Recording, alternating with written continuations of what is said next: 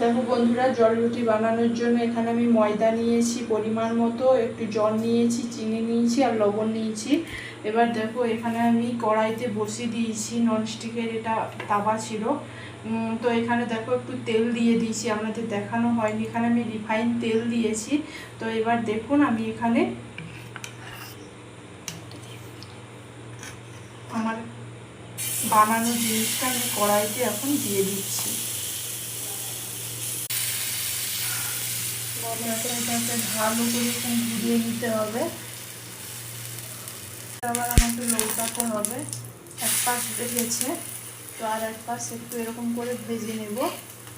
দেখো এটা আমার বানানো হয়ে গেছে একে একে করে। আর এটা আমার বানানোর কারণ ছেলে মেয়েদের গলা প্রচণ্ড ব্যথা, তো এটা খেলে নরম লাগে, তো খেতেও ভালো লাগে, সেজন্য আমার বানানো। আপনাদের যদি ভালো লাগে থাকে প্লিজ কমেন্টে জানাবেন, আপনারাও বানাবেন।